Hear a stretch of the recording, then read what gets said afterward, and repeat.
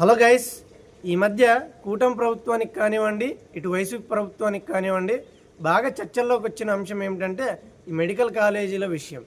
అసలు ఈ medical college విషయంలో ఎవరి వాదన ఏమిటి, అసలు ఇది ఎందుకు చర్చల్లోకి వచ్చింది, ఇప్పుడే ఎందుకు దీని గురించి మాట్లాడుతున్నారు అనేది ఒకసారి చూద్దాము. సో ఇంకెందుకు లెట్స్ స్టార్ట్.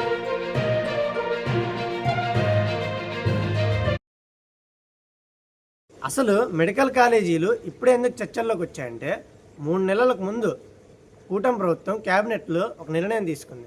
సో అదేమిటంటే పెండింగ్లో మెడికల్ కాలేజీలు ఇంకా ఏవైతే ఉన్నాయో అవన్నీ కూడా పీపీపీ మోడల్లో కన్స్ట్రక్షన్ చేయాలని చెప్పేసి కూటమి ప్రభుత్వం నిర్ణయం తీసుకుందనమాట. దీనికి సంబంధించి రీసెంట్గా వర్షాకాల సమావేశాలు అయ్యాయి కదా, అందులో చర్చలు కూడా జరిపారు. సో దీనికి వ్యతిరేకంగా వైసీపీ వాళ్ళు బలంగా వాదన ప్రజల్లోకి తీసుకెళ్తున్నారు. అంతేకాకుండా దీని గురించి ఒక పోరాటమే చేస్తున్నారు. రీసెంట్గా నిన్న ఈ నర్సీపట్నం నుంచి అనకాపల్లి వరకు ర్యాలీ కూడా నిర్వహించారు. అసలు వైసీపీ వాళ్ళ వాదన ఏమిటంటే మా హయాంలో 2019 నుంచి 2024 మధ్య ఎన్నడూ లేని విధంగా మేము 17 కొత్త మెడికల్ కాలేజీలని సెంట్రల్ గవర్నమెంట్ నుంచి శాంక్షన్ చేయించుకున్నాం. మీ హయాంలో ఎన్నడూ ఇలా జరగలేదు. అలాంటిది మీరు ఇప్పుడు కొత్త గవర్నమెంట్ ఏర్పడిన తర్వాత వాటిని ప్రైవేటు దారదత్తం చేస్తారని చెప్పేసి జగన్మోహన్ రెడ్డి గారు కావచ్చు, వైసీపీ ప్రభుత్వం కావచ్చు, గట్టిగా బలంగా వాదన తీసుకెళ్తున్నారు అన్నమాట ప్రజల్లోకి. అసలు ఎందుకు వీళ్ళు ఈ వాదన బలంగా తీసుకెళ్తున్నారంటే పీపీపీ మోడల్లో మెడికల్ కాలేజీలు కన్స్ట్రక్షన్ చేస్తే ప్రభుత్వం అలాగే ప్రైవేటు వ్యక్తులు భాగస్వామి అయ్యి ఈ మెడికల్ కాలేజీలని కన్స్ట్రక్షన్ చేసి నిర్వహిస్తారనమాట.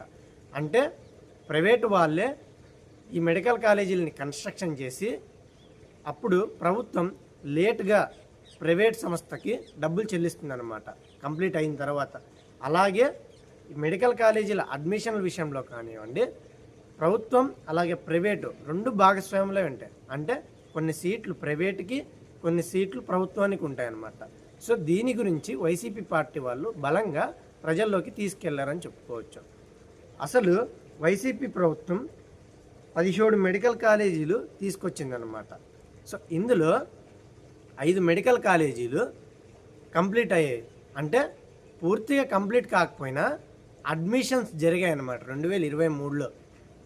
సో విజయనగరం, నంద్యాల, మచిలీపట్నం, రాజమహేంద్రవరం, ఏలూరు ఈ 5 మెడికల్ కాలేజీలు కూడా 2023 సెప్టెంబర్లో అనుకుంటా అడ్మిషన్స్ జరిగాయి అన్నమాట.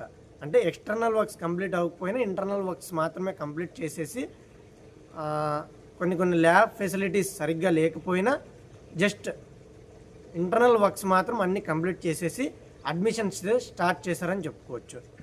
సో దానికి సంబంధించి మీరు పక్కన కూడా చూసుకోవచ్చు అనమాట. ఈ పబ్లిక్ ప్రైవేట్ పార్ట్నర్షిప్లో అంటే పీపీపీ మోడల్లో చేస్తే ఏమవుతుందంటే గవర్నమెంట్ దగ్గర డబ్బులు లేకపోయినప్పుడు ఇది బాగా పనికొస్తుందన్నమాట. యాక్చువల్గా పీపీపీ మోడల్ ఎందుకు తీసుకొస్తారంటే పెద్ద పెద్ద నేషనల్ హైవేస్ కానివ్వండి, పోర్ట్ ప్రాజెక్టులు కానివ్వండి, ఎయిర్పోర్ట్స్ కానివ్వండి, ఇలాంటి పెద్దవి ఏమన్నా ఉంటే వాటికి సంబంధించి ఈ P3 మోడల్లో కన్స్ట్రక్షన్ చేస్తారనమాట.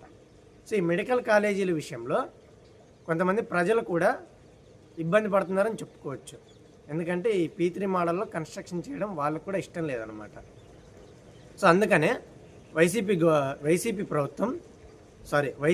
పార్టీ వాళ్ళు గట్టిగా ఈ వాదన తీసుకెళ్తున్నారని చెప్పుకోవచ్చు అనమాట. సో నిన్న రీసెంట్గా హైకోర్టు వైసీపీకి ఒక షాక్ ఇచ్చిందని చెప్పుకోవచ్చు. సో అదేమిటంటే ఈ వైసీపీ వాళ్ళు ఒక పిటిషన్ దాఖలు చేశారు హైకోర్టులో. అసలు పీపీపీ మోడల్లో ఎలా కన్స్ట్రక్షన్ చేస్తారు కూటమి ప్రభుత్వంలో అని చెప్పేసి ఒక పిటిషన్ దాఖలు చేశారు.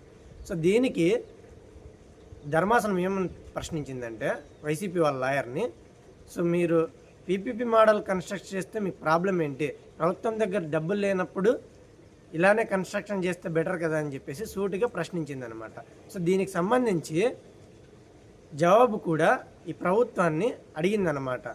అంటే ఇంకా వాళ్ళే చెప్పలేదు కానీ నోటీసులు పంపించింది ఈ వైద్య ఆరోగ్య శాఖకు సంబంధించి, అలాగే ఈ CRDAకి కానీ నోటీసులు పంపించిందని చెప్పుకోవచ్చు. సో ఇది friends, thank you for watching. Don't forget subscribe.